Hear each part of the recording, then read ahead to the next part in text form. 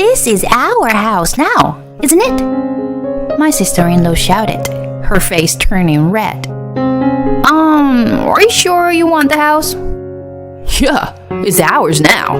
Right, Mom? Yeah? It should belong to us, of course. What's with the nonsense, Amy? Well then, I hope you can afford it.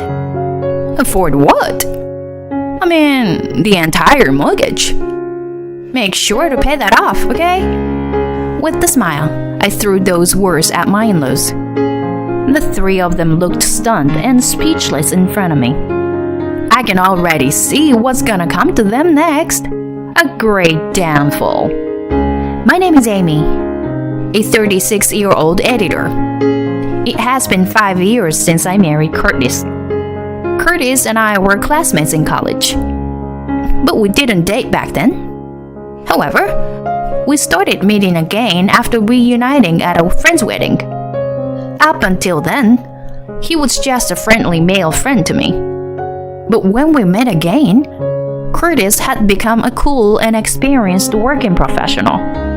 He was gentle and thoughtful, and looked way more mature than other guys around me. I was rapidly drawn to him. He also seemed to grow interest in me, and it didn't take long until we officially started dating. Our relationship progressed smoothly, and a few years later, we decided to get married. When we announced our marriage, everyone around us was surprised, and they never expected me to be dating Curtis. Life after marriage was incredibly enjoyable and blissful. We had many shared hobbies, especially outdoor activities that we enjoyed together. However, just recently, after 3 years of marriage, a certain problem arose. What? Dad had an accident? We received a call informing us that my father-in-law had been involved in an accident and was rushed to the hospital. My husband and I immediately rushed to the hospital. Dad, are you okay? Sorry for worrying you. Or am I like badly? And it has reached a point where I need caregiving. My father-in-law was about to retire, but ended up in such a situation. We felt so sorry for him. And here came the main issue. My mother-in-law begged us to live with them in their family home and take care of my father-in-law. Curtis, please. It's difficult for me to take care of your father and manage the household all by myself. Mom. It wasn't a decision that could be made easily. My husband said to discuss it with me and put it on hold. So, when we returned home, we had multiple discussions. Both my husband and I loved my father-in-law dearly. He was the kind of person who makes us feel incredibly happy just by being around him. I thought my husband resembled his father. On the other hand, my mother-in-law had some peculiarities. She could be extremely kind to people she liked, but quite cold towards others.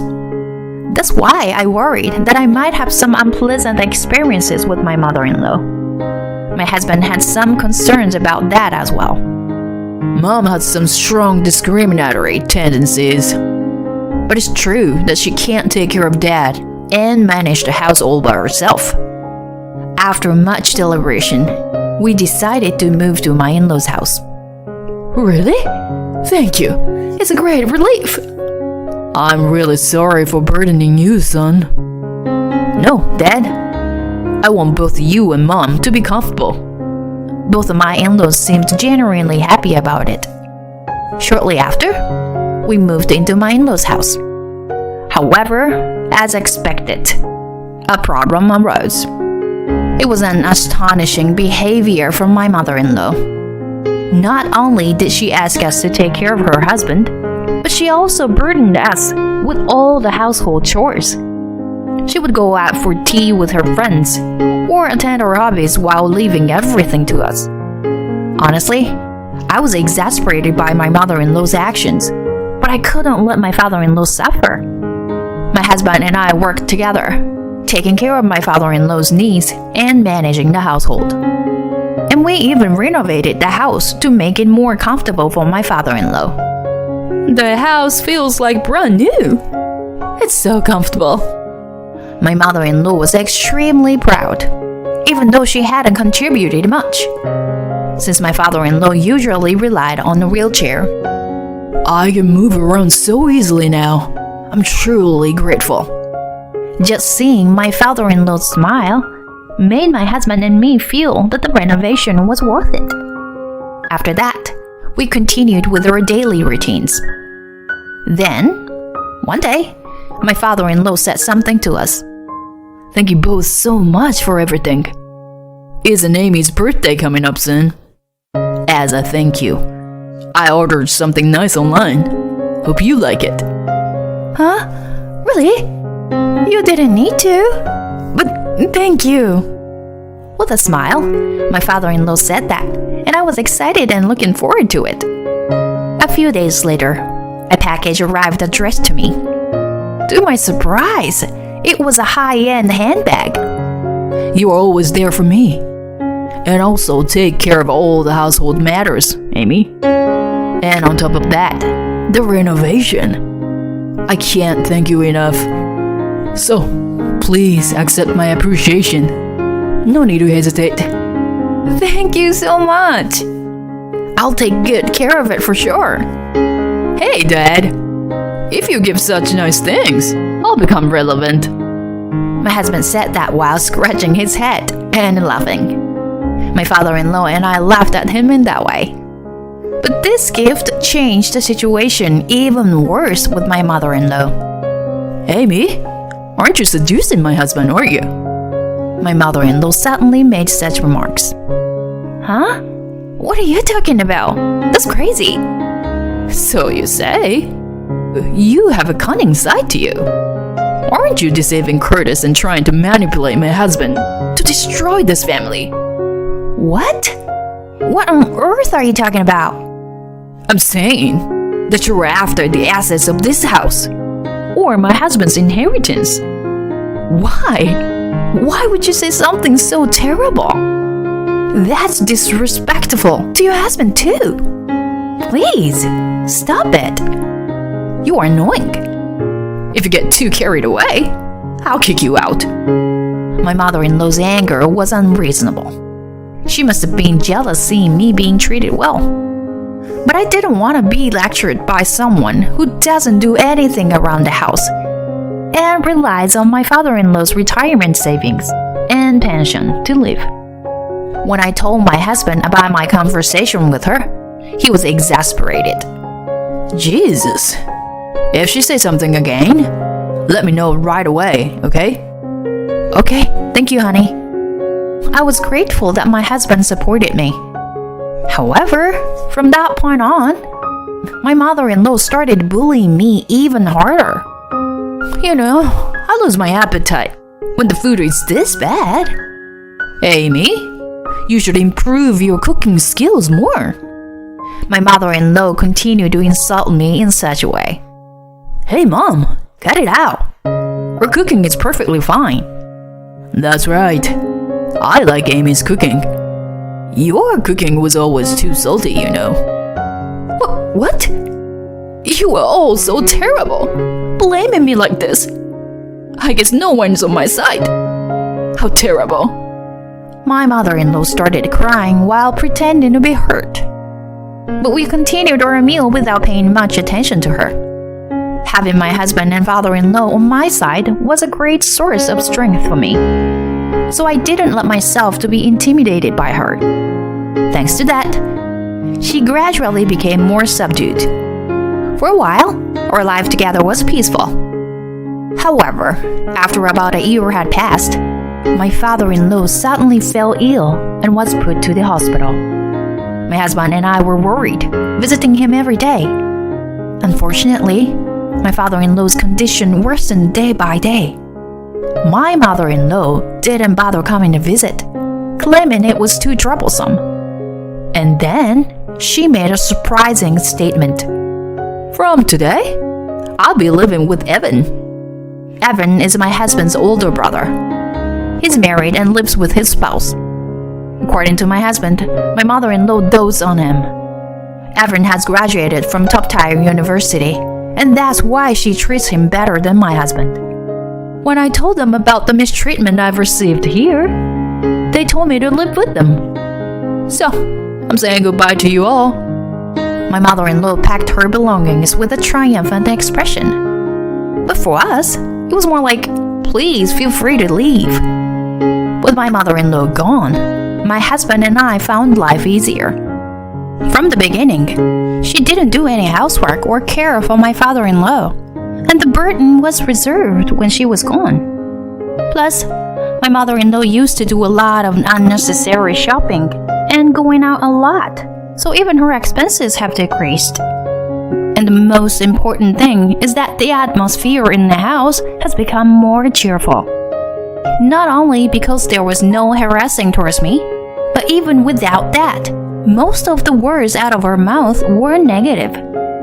So when that stopped, I felt as if the atmosphere became lighter all at once. My husband and father-in-law seemed to feel the change as well. And so, we spent peaceful days together as a family for a while. Looking back now, I think those few months were the happiest time for our family. However, my father-in-law's health deteriorated day by day, and he became weaker. My husband contacted my mother-in-law and my brother-in-law's family, but they never came to visit even once. My father-in-law always treated his sons equally.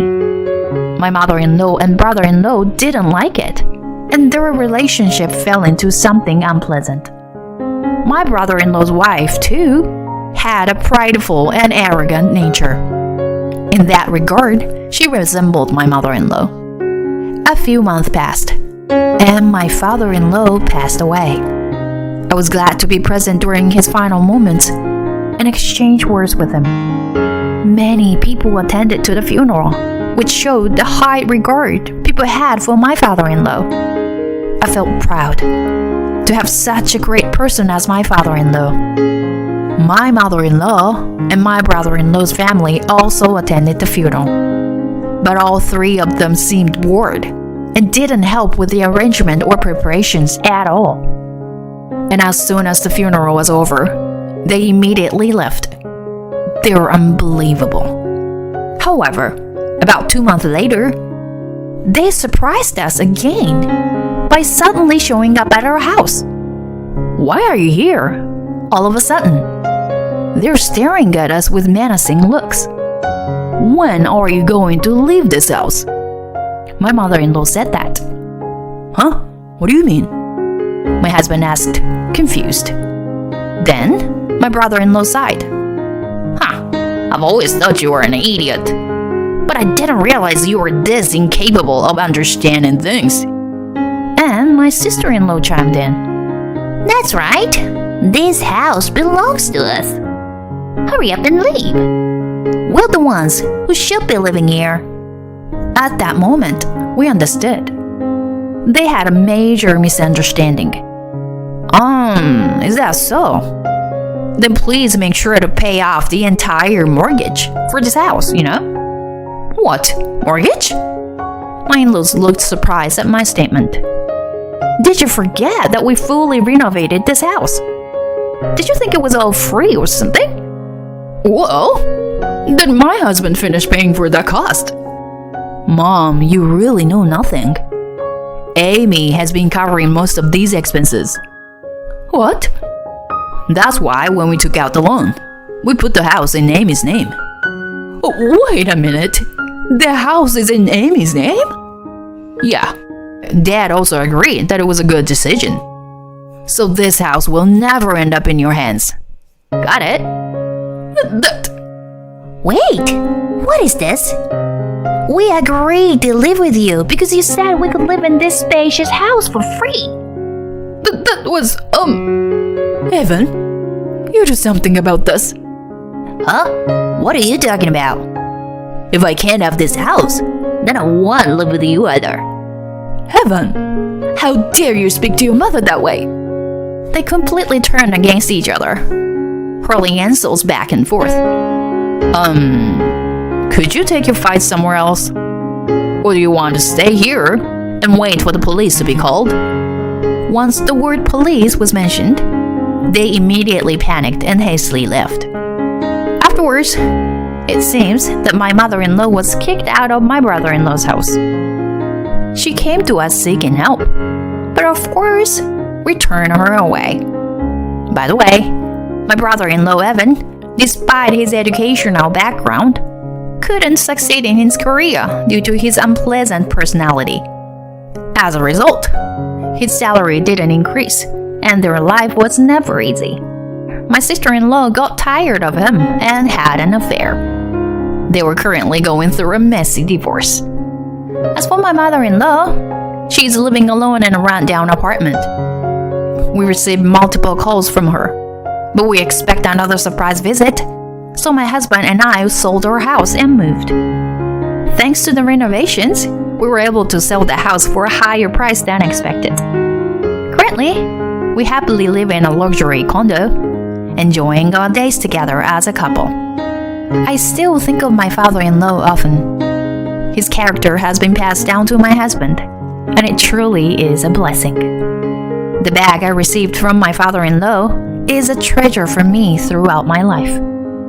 I learned that if we live sincerely, fate will turn around, and someone will help us somewhere, someday. That's how I believe. For now, I won't extend a helping hand to my mother-in-law. However, as time passes, and if her sincerity can be felt, I definitely want to repair the relationship. In the corner of my mind, I wait for her to become that person. Regardless, I want to continue living happily with my husband, overcoming various challenges that may come our way.